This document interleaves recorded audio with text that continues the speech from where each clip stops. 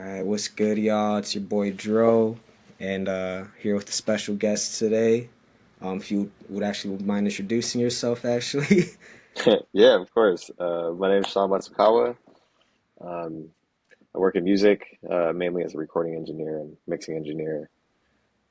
Yeah, I've just been grateful to be involved in a lot of great records and just trying to play my part in like a very positive way. Hopefully, that's just all I'm trying to do. Hell yeah, man. So, just to give people who are listening to this later some context of how we became acquainted, I always think it's a funny story because this is like peak pandemic, peak Mhm. lockdown. No one, no one's going outside. I didn't even think the world was going to exist in like 6 months, when that time was Right. happening. But I remember around that time, that's when Twitter launched like that chat room feature, and Vince Mhm. Staples was doing that shit. I'm a big Vince Staples fan, and so I'm just Right. in there listening to Vince Staples just talk shit, and he just all of a sudden he introduces you as like, "Yo, shout out my man Yeah. Sean," and he literally just introduces you as a communist. Yeah, no, that's the thing with him. Every time he introduces me to somebody, that's typically the first thing he says. It's hilarious. No, So but that's exactly why I fucked with it off strength because I'm a communist or I right. identify as such. So that immediately was like, okay, this guy gets a follow off the strength. Yeah, that was wild. He's so unhinged for that. It's so funny. But I mean, it's not like I make it a secret at this point. Yeah, So, yeah, it is what man. it is. Facts. Yeah. So, I mean, so that's was how I became acquainted to you. But just to give people, let people know who you are, right? Like, how the fuck do Mhm. you even know Vince Staples? How'd you get into music as a whole? Like, what's your origin story? Yeah, so Vince and I have a few mutual friends. Yeah, several actually, like our homie Laken, Michael, uh, friend Donzelli, like a bu bunch of people that I know that either grew up with him, because we pretty much grew up like 15 minutes apart. So it's a lot of people that we like come across that, you know, um, we both know. And so we've known about each other for years. First time actually we met was on Xbox Live, I think. We were both in like a party and he already knew who I was and I knew who he was too, just being a fan and everything. Yeah, like I think I was in a few more like Xbox like party chats with him. And then like one time he hit me up to work on his album, which was Remote Apart, broke my heart. Um, and yeah, it was fun like working on that album with him. And then I went on tour with him to do like playback, which for those who don't know, it's like you need somebody to play the backing tracks for him on tour. Like and there's like the job is like fairly simple. It's very like uh, you help arrange a set list with him, do some transitions if you need any. He was like gracious enough to let me like do like additional production and stuff like that on the tour. So that was really fun to like create the transitions. Um, and also like I have to interface with like the engineers who are mixing the show so that they get the proper stems from me. Um, and yeah, I mean it was cool. It was my first time on tour and everything, and I learned a lot. I learned a lot, and yeah, no, Vince is great. Vince is like just like a good friend and somebody I'm like always really happy to like collaborate with in any way. Yeah, man, that's dope. Actually, was just watching his interview with Carmelo Anthony's podcast. Hmm. Yeah, it was just I don't know. He's someone that's I've always been a fan of music, but it's like he's someone who's like almost just as famous for like his interviews as much as his music. Uh-huh. So You gotta marry communism. You gotta capitalism. You gotta kill socialism.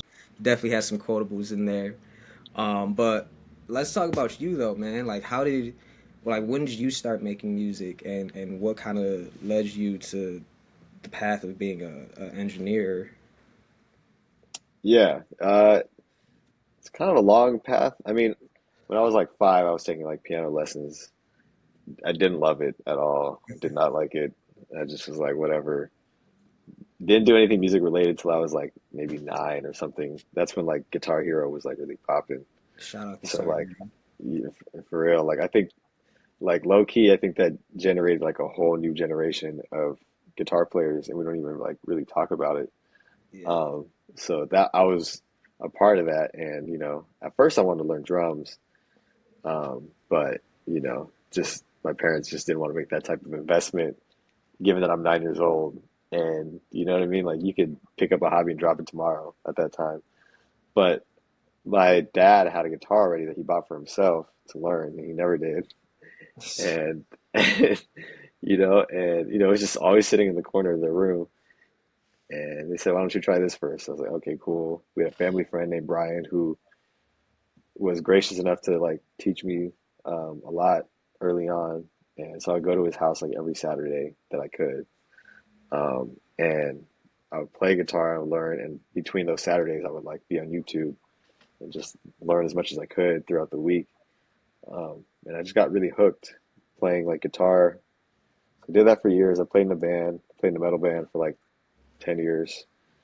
Um, and I think around when I was like 13, around when I was 13, when I discovered Odd Future, and I was like kind of mind blown that these guys are making music like in their house, like in Sid's house.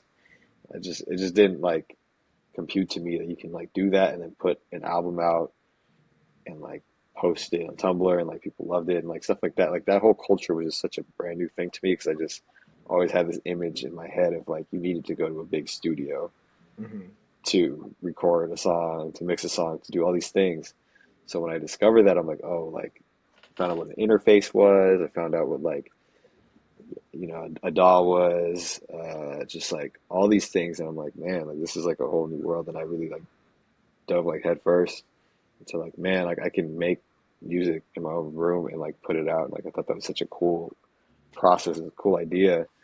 So I was doing that. I was doing my own music, and then I had a few friends in like high school that like rapped and stuff. So I would like offer to like record them and stuff like that and produce them. Just like trying to, also help them and also like refine my skill set. Um, and yeah, it was interesting because I never really sought out to engineer as like the first thing I want to do. Really, it just kind of happened in that way. Just like wanted to contribute, with my friends who rapped or like my own band who we had songs that we needed to record and like I just I had the most like knowledge and experience doing that type of thing. So I just ended up doing that stuff and then after that like after I graduated high school, it's like 13 to 18, I was just like in my bedroom like learning as much as I could on the internet with Logic and GarageBand. And after high school, I went to an audio program uh, at SAE Institute in LA. It doesn't exist anymore, unfortunately, but um, that's when like everything started clicking. Like everything was like every like gap I had in my knowledge from like stuff I read online just got like filled in that moment in those 9 months that I was in that like trade program. So um, yeah, I give a lot of credit to the teachers I had there at that time and also like the facilities at that time because we got to use the studios there after class hours up until like midnight every day. So man, I use and abuse those hours as much as I could. And after I graduated high school, I was just like working with local bands and like local artists still, and just like very, very like happily and very like inspired and very like involved, very fresh and like green and just like ready to work and contribute where I could. And um, after that, I just started working with like bigger artists, and it just kind of kept snowballing after that. That's dope. Yeah, man. I mean, I've been obviously following you for a few years now, and just in that Mm, short amount of time, I've been following your music. It's been crazy. Obviously, my introduction to you was Vince Staples, but then uh, later on, I'm seeing you're like getting nominated for Grammys for working on like mm, Rosalia's album. You're working. Did you record it with SZA for the Luther joint? Yeah. yeah. Yeah, man. So it's just like, yo, like this guy is like the secret, you're like the almost like the secret weapon in like that scene. I feel like in like the West Coast music scene. Yeah, man, I'm just very, very grateful that I've been able to be a part of so many projects at this point, like Mhm. especially like ones that, have had that much impact, like Rosalia's or SZA's or like Kendrick's even. It's crazy, because that's all I've ever wanted to do in music was just like, you know, be a good teammate and like help, Yeah. like just contribute positively, whether that's me playing guitar, whether that's me mixing or writing or producing, whatever it is. Like I just wanted to like help contribute, and yeah, I'm just very grateful I've gotten to do that. I feel very like fulfilled. Yeah, Um, I love that my mindset. career Just good teammate for sure. I feel like it yeah, definitely overlaps with baseball for sure. for sure, Yeah, 100%. yeah. So like that's obviously another thing we have in common. I'm wearing my Latin Night Cubs jersey right now. Actually, Fire. I'm a fucking baseball fanatic. So it's like, okay, this guy makes cool ass music. He's a communist and he's a baseball fan. I'm like, all right, bro. It's like DM this dude and actually try to build a rapport. So, yeah, man, let's just talk about baseball. How does it feel to be a fan of God's favorite baseball team? Man, yo, this run right now is absolutely insane. Like I don't know. This team, it's crazy because having been a Dodger fan for so many years, like as a kid, and like the first team that I remember as a kid was like 2003, 2004. So that's Dave Roberts, like Yeah, Alex Cora, like Cesar Torres, Sean Green, um, yeah, that era, and we were not that Jose Lima, like we were not that good at that time. Like it was it was weird to say that a team from LA was scrappy, but that team was kind of scrappy, you know. So they would sneak into the playoffs every now and then, but that was not like the superstar team we see today. So, and then even like fast forward to like when this like run really really started of going to the playoffs every year, which was 2013. I mean, that team was really good too. There was some really good rosters in that time with like Hanley Ramirez, like when he was like before Joe Kelly like just completely derailed his career, and like Yasiel Puig and like yo, Juan Uribe. Like it was a crazy team. It was really good. Pete Kershaw, like it was Greinke. It was a good team, but man, it just seeing just the whole like progression has been insane. Like I just never would have thought I would see Freddie Freeman, Mookie Betts, and Shohei Ohtani in Dodger uniforms ever. it's Like I crazy. just didn't think that was a possibility. Yeah, man. So I will say, man, like, so I'm a Cubs fan. Obviously, grew up a Cubs fan. For me, I guess around the same time, so I was born in '97, mm, so that's like right in the peak, or right not in the peak, but kind of like in the come up of like the Sammy Sosa era yeah, Cubs. So like once I'm like starting to gain consciousness, uh, the first two baseball player names that I like memorized were Roberto Clemente because I'm Puerto Rican, and then Sammy uh, Sosa, and he's the reason right. I'm a Cubs fan. So I kind of feel you in terms of like seeing a team kind of have to build and rebuild their way to the championship because obviously we won in 2016. But Hmm. man, like the Cubs completely fumbled the bag and like sustaining that shit, whereas the Dodgers excelled at Right. it. So and before I'm a Cubs fan, I'm a baseball fan. So like Mm, I fuck with the Dodgers. I fuck with like I respect them as an organization. I respect them as the players on the team. So yeah. definitely like that World Series with the Blue Jays, like I just wanted it to go to 7 games. I didn't have a dog in the Same. fight. I fuck with the Blue Jays. I fuck with the Dodgers, and that shit was just insane, man. So like, but how is that like for Yeah. you to watch that as a fan? I'm sure you probably had a few heart attacks. It's funny because I just know how random baseball playoffs are. So to me, it was like, we got robbed of one 2017. And it was like, fuck, that sucks. 2020, I was like, okay, well, at least we won one. People were calling it Mickey Mouse ring because it was a shortened season. sure, whatever. Then we got 124. I was like, okay, we're good now. Like we got like a solid like two. If you people want to say one and a half, whatever, but at least we got one that like is undeniable. So after that, I was like, like this is just bonus after this. Like obviously I want to see them win every year, but like man, I just know like you just never know. Like that series, like this last series just could have went the Blue Jays way a million times. Like man, their offense was like Jesus, man. I don't know how you even like stopped. I don't know how Yamamoto did that. Like Yeah. that was like some shit I don't know if we'll ever see again. But um, I was like relatively calm during that series. I had a lot of friends and family panicking and just texting me and like being like, "Oh my God," and like it's the end of the world. But like some people are like, I don't think they have that understanding, or they're just like new to watching like playoff baseball. And I'm like, dude, like this is what it is. Like I thought we were gonna win like damn near every year from like 2013 onward. Like we had Yeah. like a great team every year. For And real. it just happens. Like you can get knocked out the first round, you know what I mean? Like nothing. Like it was just 2 years ago we got knocked out in the first round by Arizona. Like it was crazy. Yeah, So man. I it's mean, playoff baseball, that's one of the reasons why I love the game so much. But I mean, yeah, man, I remember that Dodgers team too, man. Like I said, like I was just a baseball fanatic growing up, so like I'm yeah. following the league. I'm not just following the Cubs. So like I remember that whole era. I remember like when the Dodgers, for me, when I like started to pay attention to them was like that Matt Kemp era. It was Yeah. an MVP race between him and Ryan Braun. Yeah. Crazy. And then like when you said Yasiel Puig, that like brought back memories because he was my favorite Dodger for a long time. So I mean, much until Yeah. Shohei, man. Like Puig was just I like those wild card type of players, Yeah, like yeah. Same. yeah. So shout out Puig.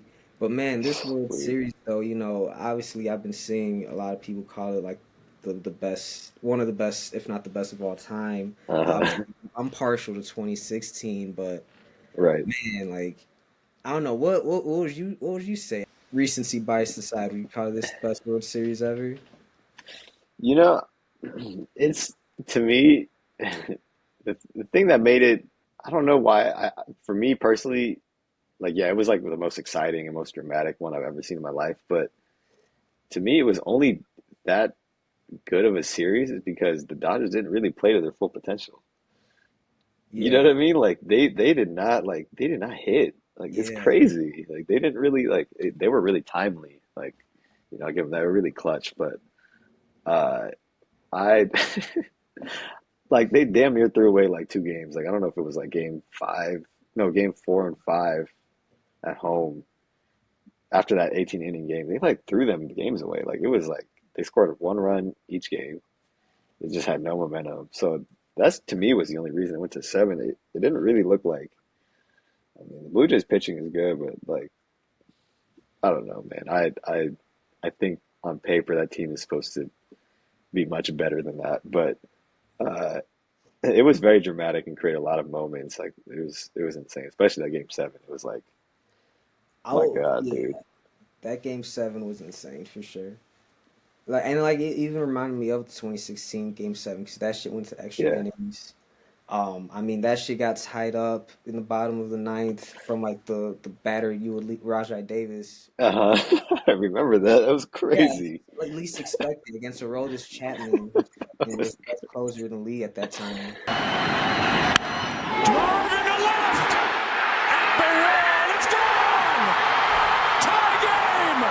Rajay Davis. 6-6. That Um, was crazy. That was a good series. That was a really good series. bro, I remember watching that game.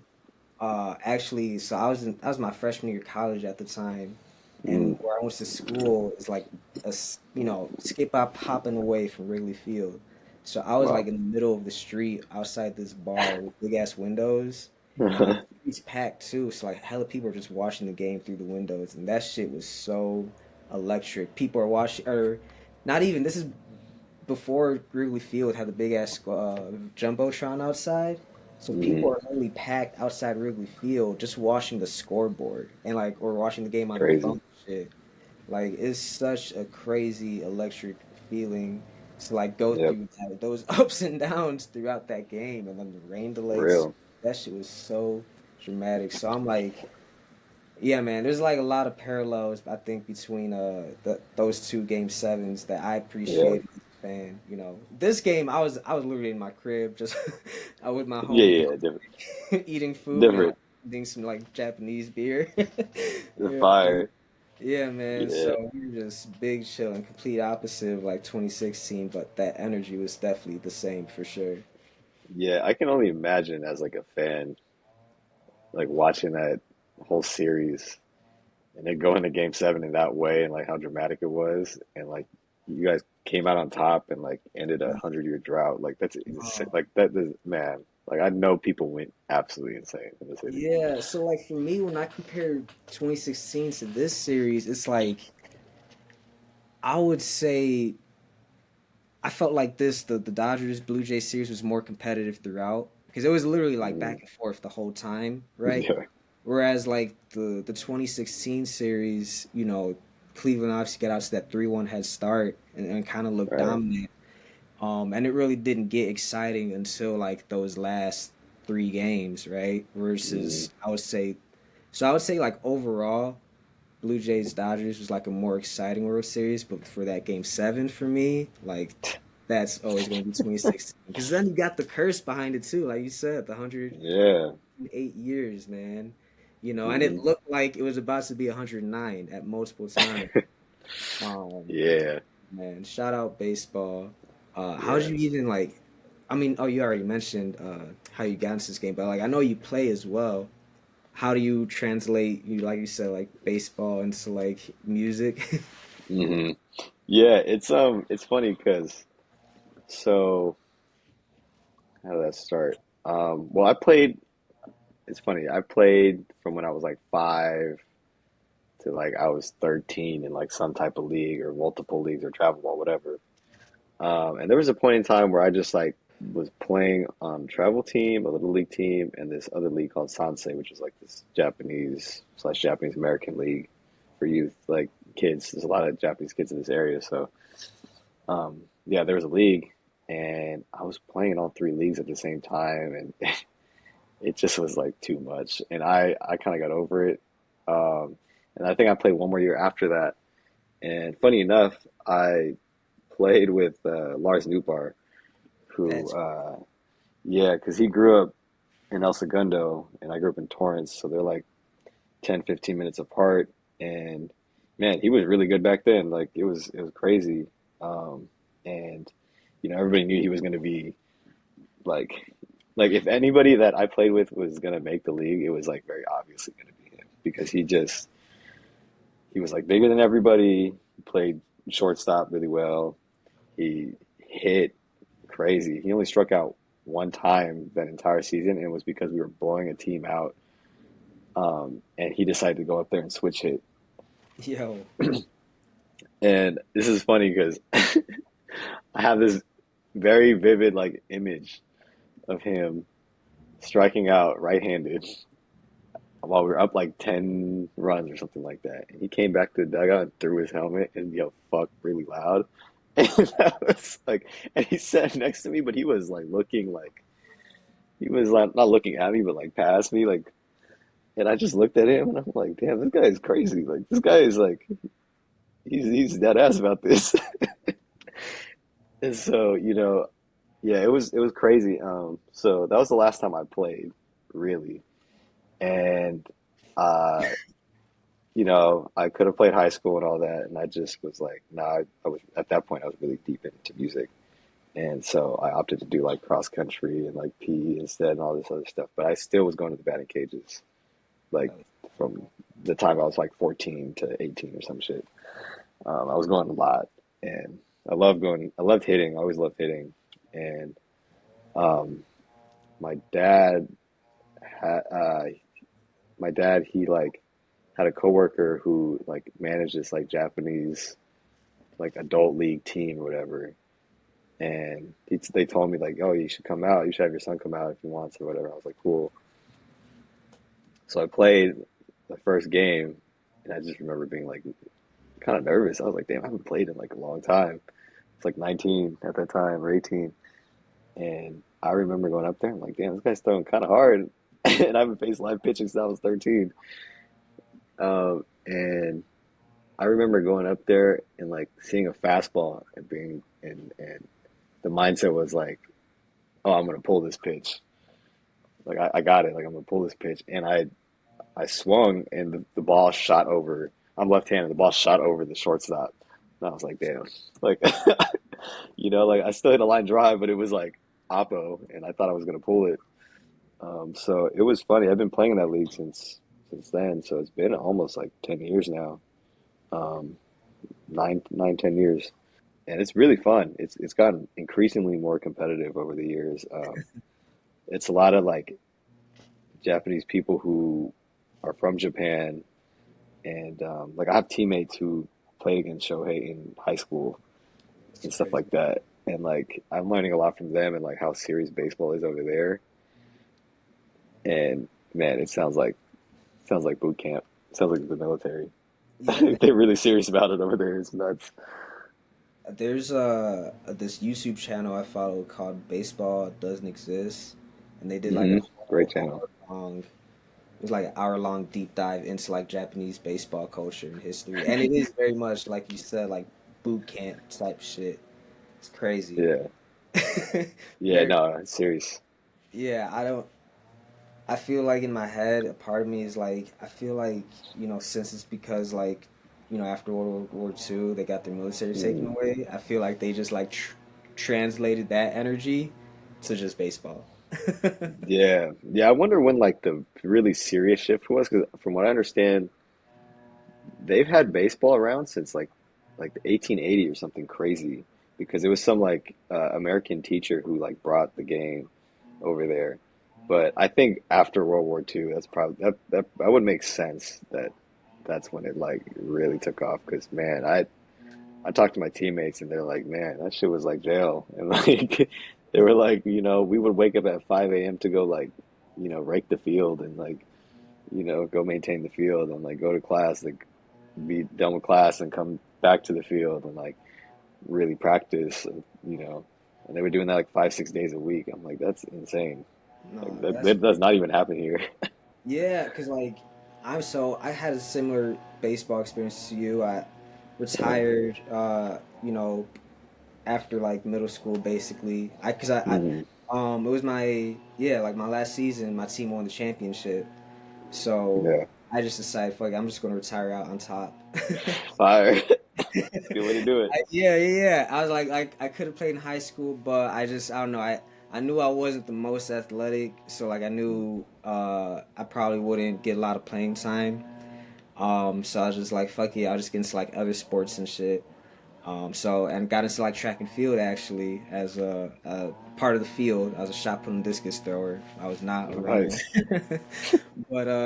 But yeah, but for me, man, like baseball, man, that's even though those years like in elementary school and middle school, very formative for me. A lot of Mm.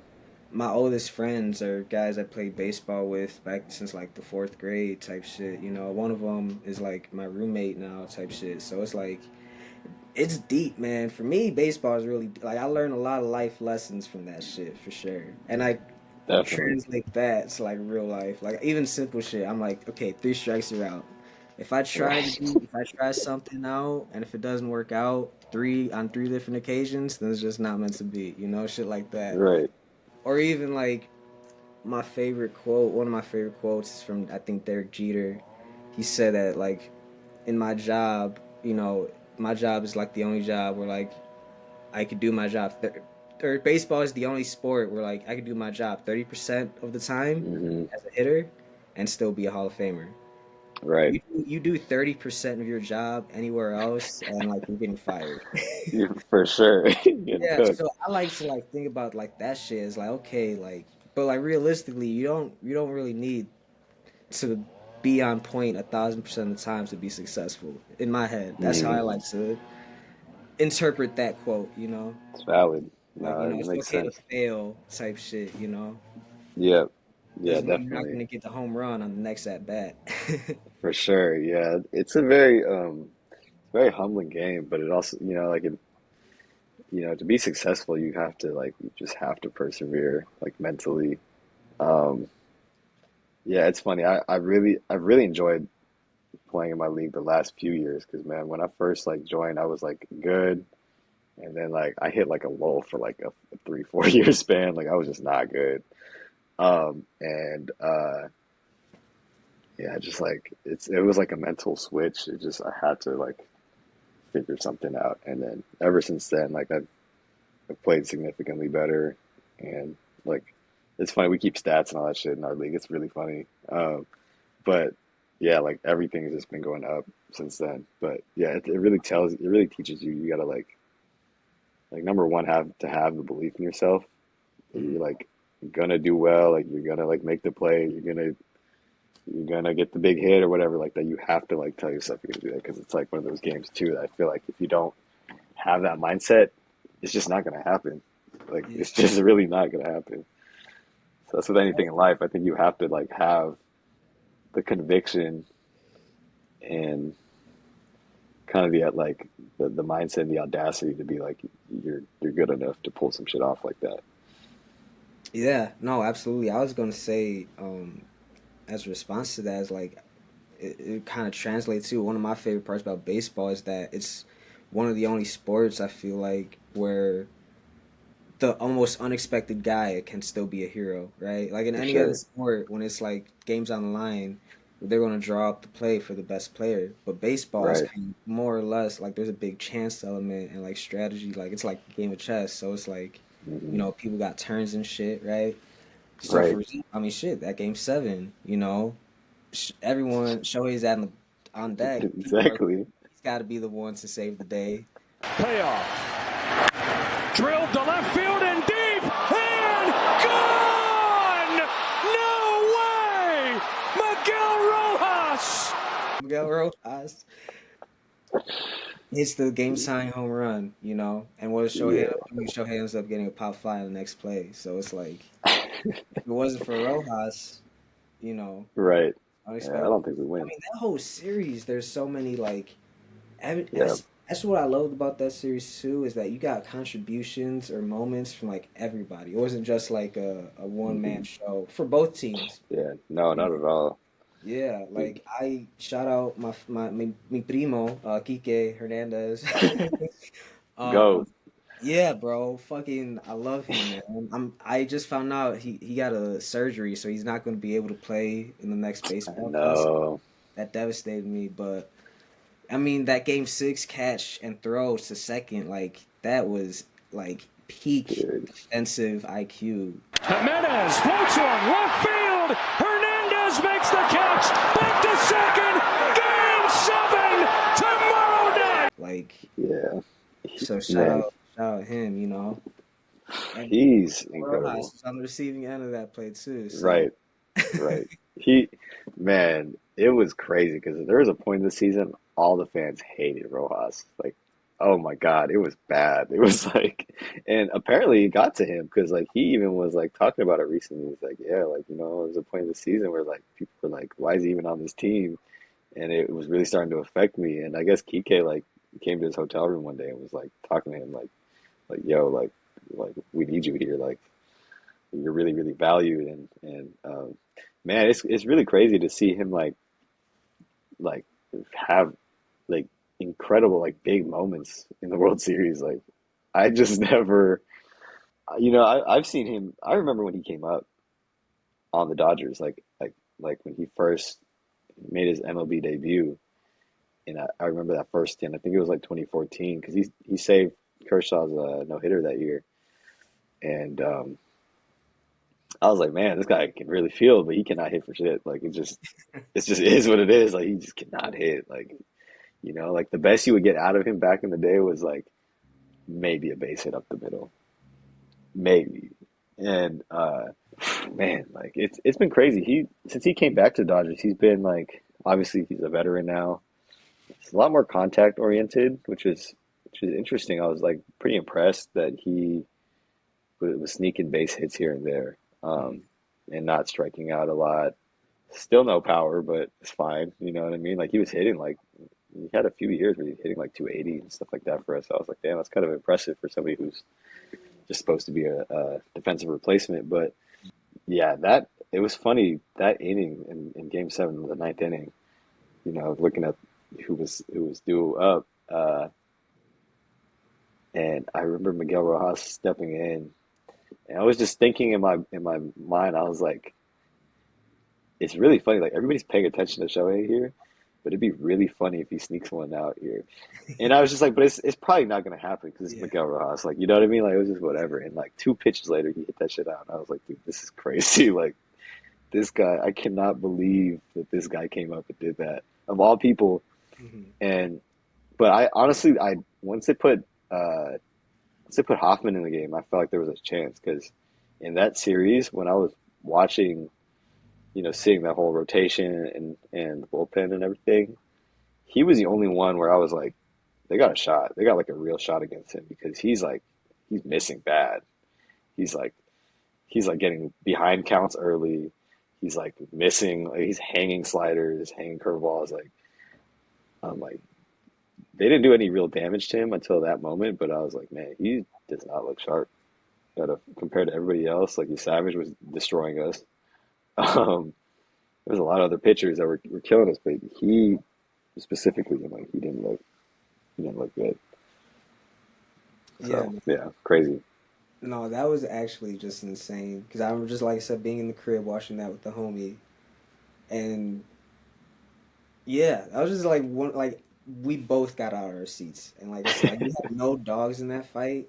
I really just wanted that shit to go as long as I almost wanted it to be like another 18 inning game, to be honest. Right, That's just right. how like into it I was. And but that was just so dope, man. That was just like, I'm glad he had a moment like that. I didn't know that, like, Yeah, he was, that the fans were really turning on him like that. yeah. And, Actually, hearing that kind of reminded me of, like, how Jason Hayward was here. We mm-hmm. signed him to that big contract, expecting him to Yeah, be the MVP caliber player that he was back in Atlanta and St. mm-hmm. Louis. And he turned into, like, basically Kike Hernandez, right? Right, Still a stud on defense, but couldn't just hit for shit. But right. next thing you know, Game 7, he, that famous speech, Uh, apparently he gave the end of the movie, the end of the right, sports movie game on the line speech that motivates everyone to go out and kick ass. right. So like I feel like even though like he never lived up to his stats in Chicago. Like Mm-hmm. he's still revered in my eyes. I feel like for that, just because like he Yeah, still contributed something to that team. for I mean, sure. shit, even in that Game 7, like Grandpa Rossi, Right. in the clutch to hit a home run. I mean, shit, the game started off with a leadoff home run from Mm-hmm. Dexter Fowler. You know, Right. so like you just had contributions from like everybody, not just the big names. Mm-hmm. So that's one of my favorite reasons I love baseball for sure. Is this like unexpected, like who's gonna step up and be the hero?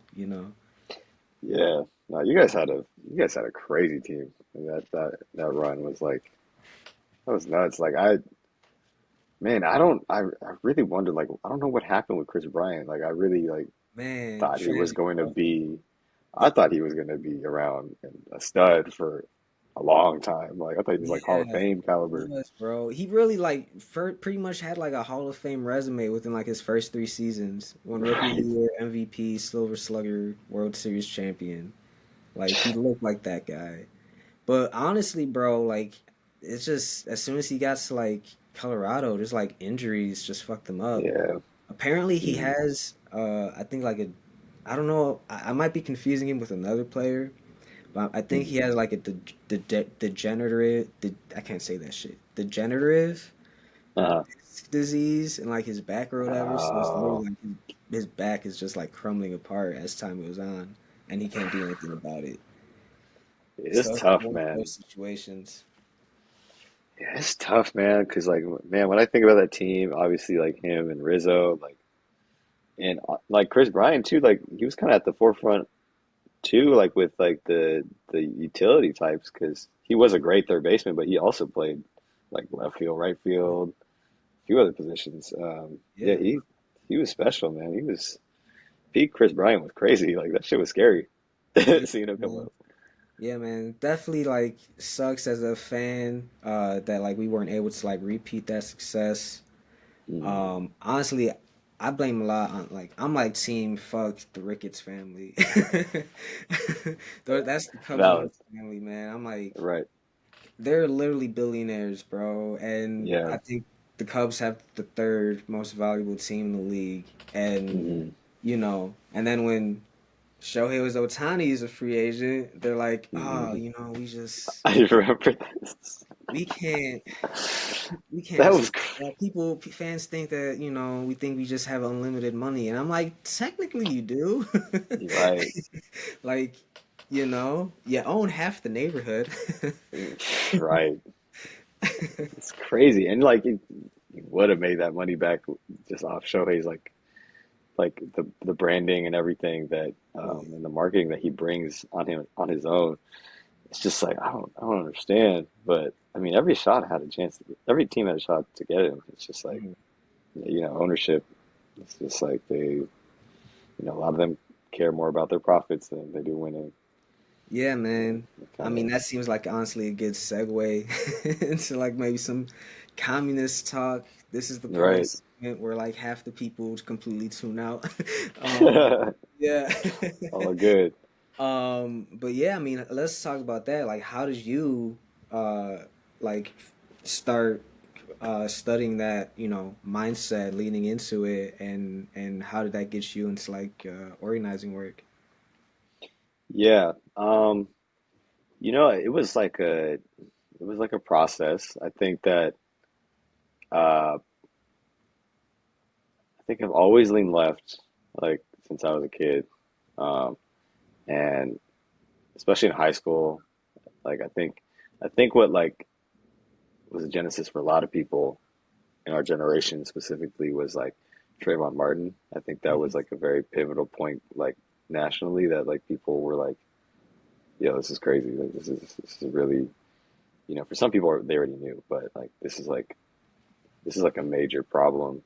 And then like obviously after that you had like Mike Brown and many other police brutality and just racist murders um, after that in America. But yeah, so I think just my consciousness kind of kept building, and then seeing what was going on in Ferguson, especially like you know the protests, the riots, all that. It was like at that point, I think that like that was probably really pivotal point for me because it kind of justified to me like all the riots were justified at that point. You know what I mean? And some people don't even reach that level of consciousness because they just can't see like property. Like as soon as property is damaged, it's like no. Yeah. It's very American to be like, uh, you damage a business, you damage a small mom and pop business, whatever type of business. Like they're just like no, like that's their line. Hmm. And to me, it was like, man, like you cannot expect people to just calmly go to a voting poll or like calmly go to calmly write a letter, calmly sign a petition, do all these things when you are like murdering people and the people who are murdering them are getting away with it. Um, and I just, it's like, I don't know. It's just to me, it was very, now looking back at it, it's very scientific to expect that type of reaction um, based off of the circumstances. So, yeah, I mean, those incidents in particular were very like pivotal for me, like in high school. Um, and I think, I was like a Democrat at one point, and I thought that there was, some form of solution there at some point, and then I realized pretty quickly that, you know, that shit was just not going to work.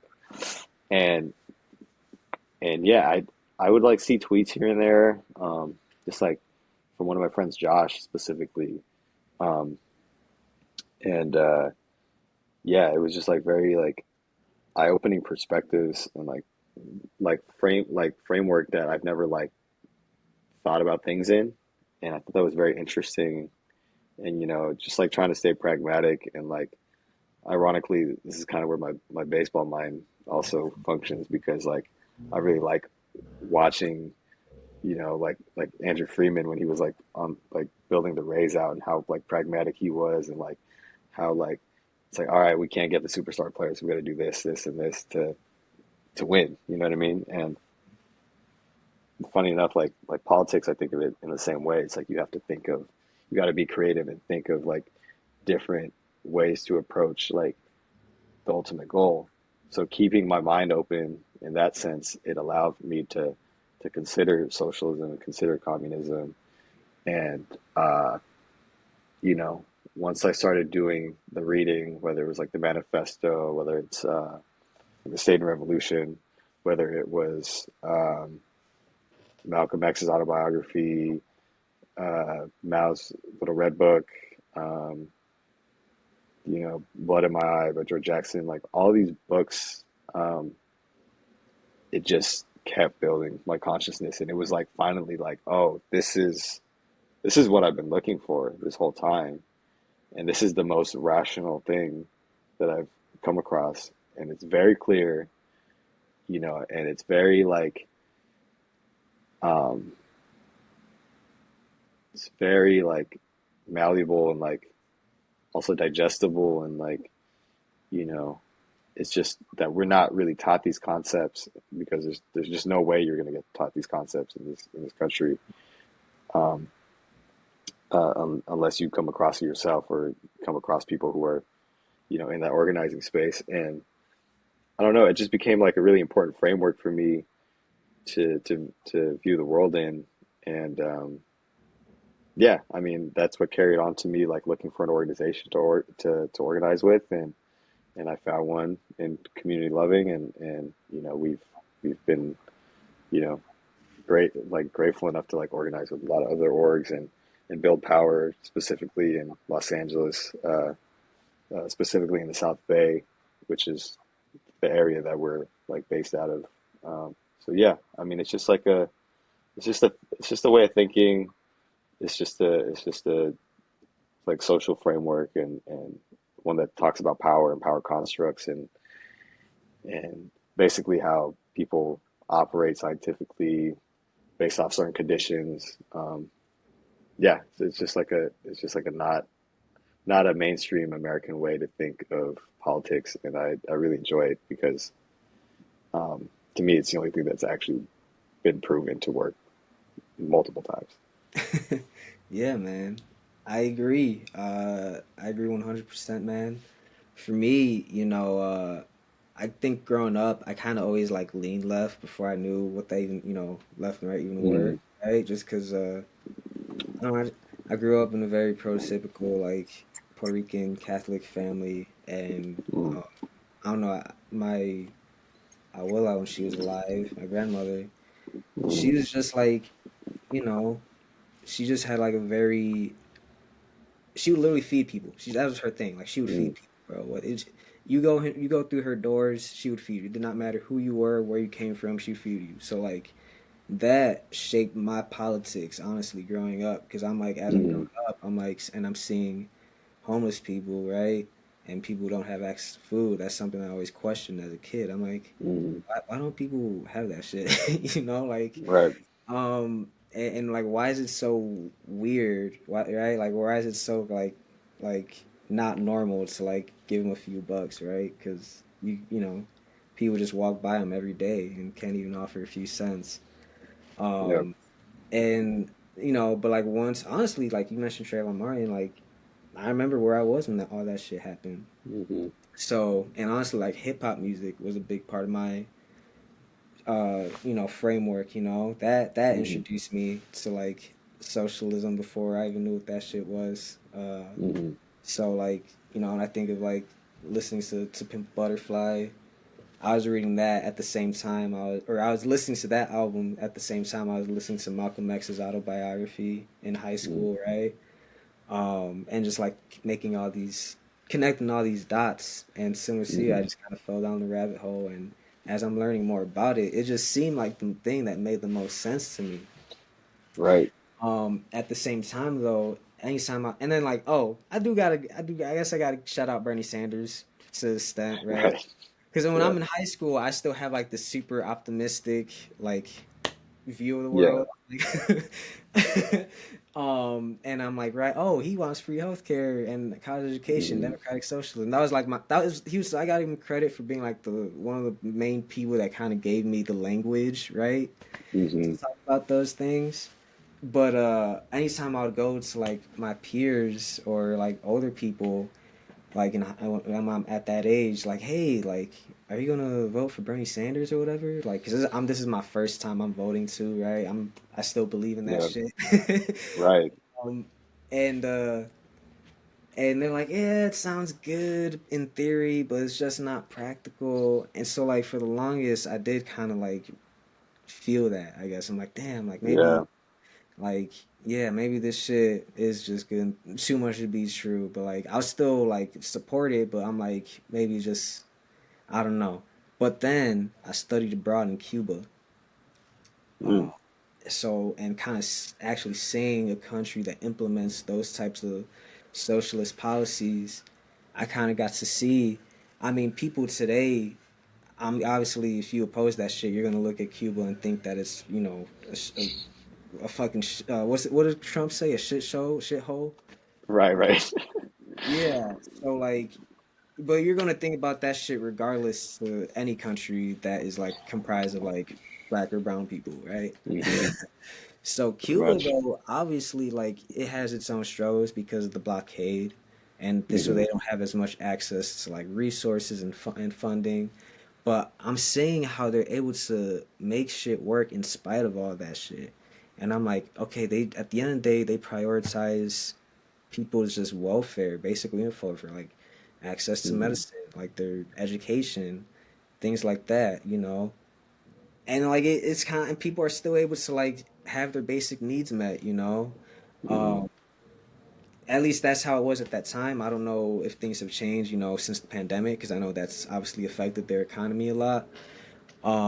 But like at that time, this because this is also like kind of like the last time that Trump ended up closing relations with Cuba, but like this is the Hmm. time when like they're kind of it looked like things around to come up in terms of relations with like Cuba and the United States. So like I don't know, like the shit I saw like just was nothing like how the propaganda told me. That's what I'm getting at. Right.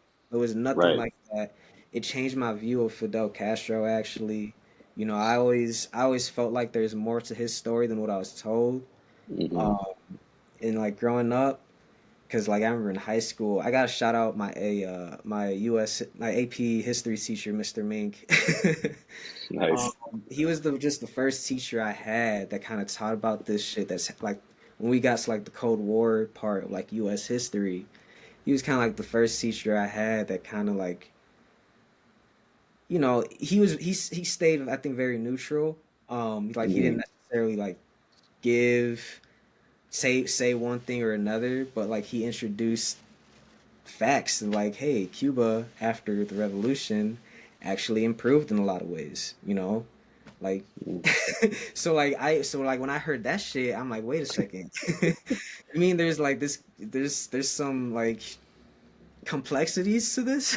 Right. And yeah, and then when I got to Cuba and I kind of got to talk to people and I asked them straight up, so like, how do you feel about Castro? And like, most of them really like they really fuck with bro. That's Yeah, sick. yeah, like they like he's Castro's like that whole just the revolutions and the revolutionaries in general are very revered in that country, and I feel like even if people who didn't necessarily uh, support the government all the way still support that revolutionary spirit. Right. I feel like that's the reason why they've still been able to like withhold like there's a reason why the US has been trying to like upend their government for like the last Hmm. 60, 70 years, but there's also a reason why they failed, right? Like Right. at the end of the day, Big people are time. still holding on to something, right? Yep. In spite of everything, they're still holding on to this idea and vision of a better world that comes from like, you know, dialectics. Mhm. Right. Yeah. For sure. No, that's crazy. Yeah, I didn't know you studied abroad. That's amazing. Yeah, no, Um, man. I always forget. I don't say I forget it, but I like just bring it up in casual conversation like it's nothing, and like people are like, "Damn, that's crazy." how long were you out there for? I was there for like 3 weeks. It's not a long Okay, time, but that's still definitely, good though. I wasn't just like a fucking, you know, vacation, right? Like, Right. they, I remember like we would have our classes in the morning, and it would be like we would have like classes talking to different types of people, whether the people that either work currently or formerly for the government, or like business people. But then they also gave Right. us, or not business people, but like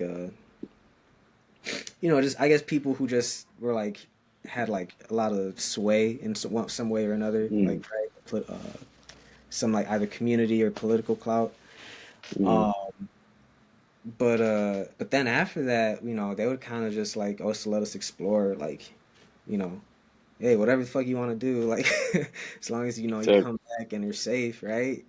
Don't end Right. up like a CNN report. Um, Right. I kind of use that time honestly to like really like tap in with like the locals for sure.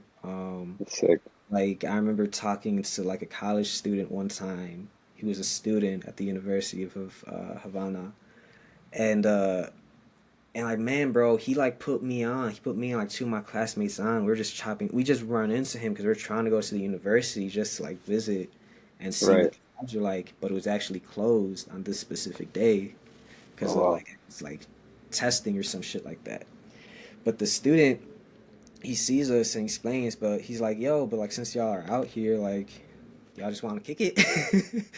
And Fire. yeah, and like he took us out to lunch to this bar down the street, and he was telling us that this bar was actually like this is where like Castro and them would like kick it when they were like students Wow. here, and they used to live in the apartment on the third, like on the above floor, and like Wow. that's when like they had like their earliest meetings and shit like that, and they Mm, had like different portraits, or not portraits but paintings, and he was explaining like the significance of these paintings, and like one of them depicted, it was like a food, a still life of like different foods and fruits and shit, but it was yeah. like one side the fruit were like almost, they're like segregated, it was like by color, Mm, whereas the other side of the fruit were like integrated, and he was explaining how like the significance of this is Cuba, the racial relations before and after the revolution, and he was explaining how like basically like Castro and were like basically like kind of like the Martin Luther King of Cuba in a sense, right. right? Like,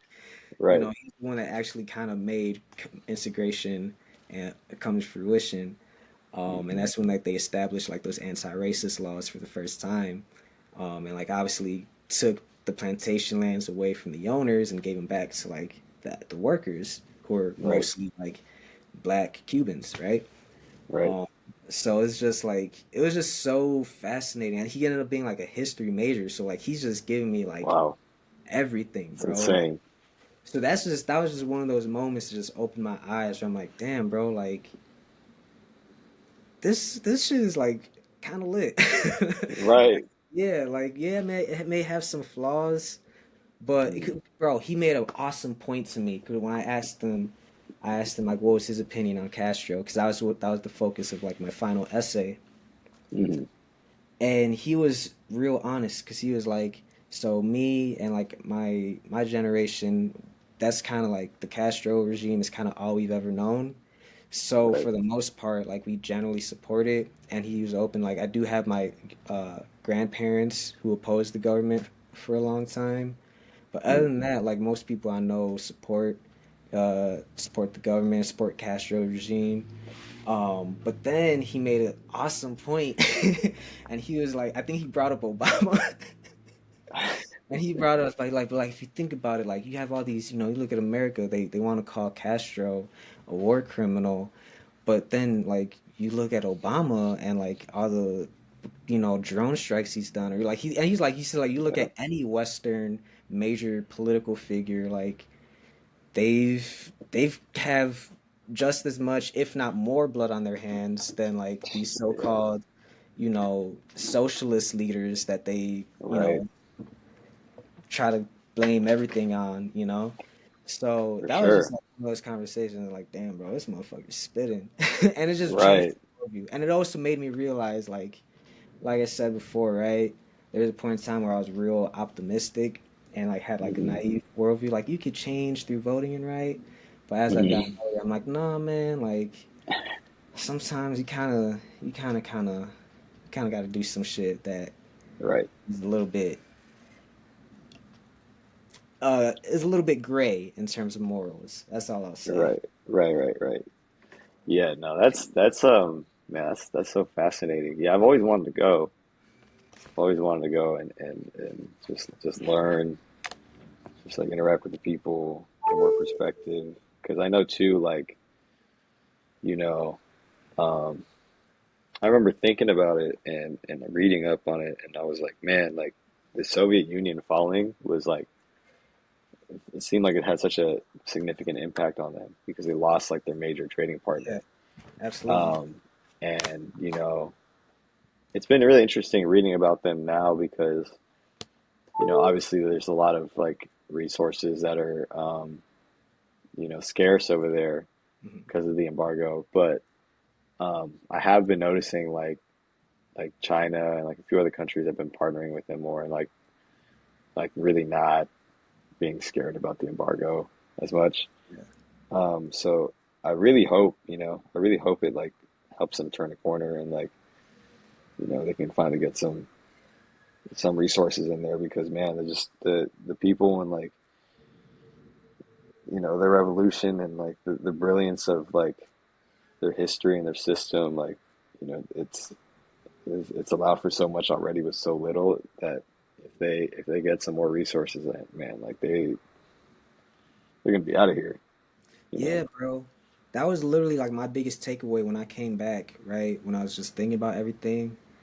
And I was just like, yo, if like they actually had like the funds that the US has like taken away from them throughout the years, like I'm like in my head, like they would be like the Wakanda of the Caribbean, bro. Like Yeah, like it sounds like because I just yeah man because I remember watching Black Panther and like I'm like yo this is crazy right like what would a country look like if it was never colonized right mm, like but like when I was in Cuba the thing that impressed me the most is like their ingenuity right so like right, for example the car culture there have these American old school American muscle builds but in the insides are all Russian parts because the embargo right, has to adapt to shit. Some cars they had their engines were adapted from like shipping boats and submarines, right? So I'm crazy, like, these people like they know how to do shit. They have the brains behind doing shit, making something right, out of very little. Imagine if they had a lot to work with. So I'm like, that's why I right, always compare it to like Wakanda. Like, wow, like what would right, happen if like what would this country look like if they actually were able to like have access to like a lot of this technology that they're denied access to, you know? I mean, right, denied access to like medicate like simple medical technology that could save lives, right, right? And they still have a longer lifespan on average than America. right. It's So crazy, something crazy. there's like something to it, bro. There's something to Hmm. it. Like and so like that's why it always drives me crazy whenever people try to defend a system that prioritizes military budget over, For sure. education and healthcare. But I mean, that's a whole nother can of worms. And as we've already been chopping it up for an hour. So I want to be respectful of your time for sure. Oh, Um, good. but yeah, man, we'll start wrapping it up soon. But I guess we'll just get more to like rapid fire questions. Cool. Uh, what was your like favorite moment of the baseball season this year? Could be a game, play, Uh, controversy. probably game seven. Honestly, I mean that was incredible. The 18 inning game was great too, though. Honestly, despite like the lack of offense and everything, the pitching performances were just elite. Like I was like, wow, this is incredible. It's incredible stuff. Um, yeah, like seeing like Will Klein do what he did, I was like, this is crazy. So yeah, either game three or game seven. I think it was game three. Yeah, I think it was game three for sure. For sure. What artists are you listening to right now? Ooh, let me check my Spotify. Um, some Joy Division. My friend Mason, who goes by Ziploc Bag, put out a song called "Coming of Age." I like that song a lot. I don't really know how to say their name. ML Book, Butch. I don't know. I love their music. Um, let's see what else. My friend Adriana, Girl Sweet Voice, great stuff. Um, I like some of the new Rosalia stuff as well. A few songs on there that I like. Yeah, that's about it. I mean, there's a bunch of other random things too, but those are the kind of the ones that I've been on right now. For sure. Any books are you reading right now? Right now, no, currently, but there was this Toni Morrison book my friend Kara was telling me I should read, which I think I will soon. Song of Solomon. Um, yeah, so I'm excited to tap into that. It's been a minute actually since I've been like consistently reading, so I need to get back in the mode, even if it's like a few pages a day or something. Yeah. Uh, what are your thoughts on Karl Marx? What are my thoughts on Karl Marx? Man, great human being, great thinker. Laid out the foundation for so much, and yeah, real like visionary, uh, yeah, incredible framework that he like was able to like discover in a sense and write about.